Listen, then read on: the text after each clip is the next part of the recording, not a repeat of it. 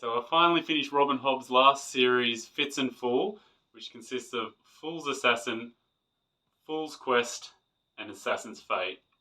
I actually read Fool's Assassin was the last book I read last year, and obviously the other two are the first ones this year.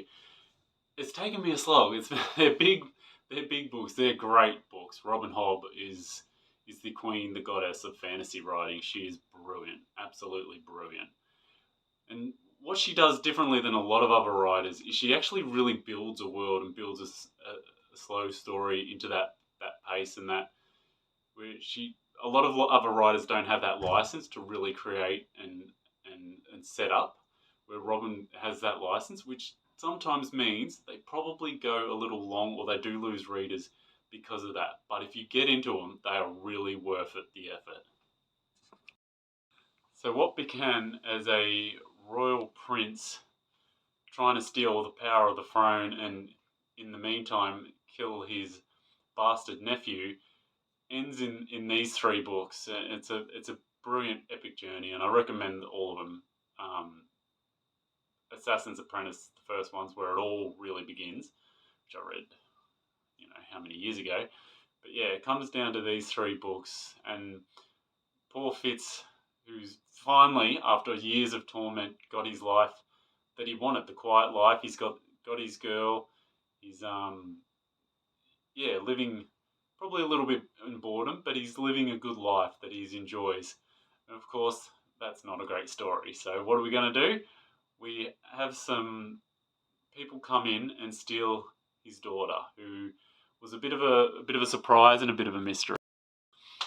And with that, so it's essentially about his quest to get back his daughter. We have dragons, we have prophets, we have the Fool and his manipulation. Now, Fool's a bit of a complex character. I love complex characters because he's not always a nice person. He is very, and they address it really in this one. His manipulation of Fitz and the things he put him through. But even after that, his conviction that he's right and it should be all his way. I don't know. He's like really hard. Sometimes in the earlier books, you were sort of on his side and thought he was a good guy, but in this one, it was sort of really his determination that his relationship with this Fitz's daughter, Lady B, it's really struggling. It's really sort of that gritty in between. You're sort of rooting for him, but you kind of like really as well. It's what I really like about good fiction. Like the Robin Hobbs as a writer that I have sworn at her books. I have got frustrated at her books. It generally brings out that emotion. I've sat there in I think of the first one or second one. Sitting there just wanting to scream at it. It's like, you're a bloody assassin, just kill the bastards. There's that kind of reaction you get from her writing if you really delve into the world and really follow that magic. That's what Robin Hobb does. Probably better than most.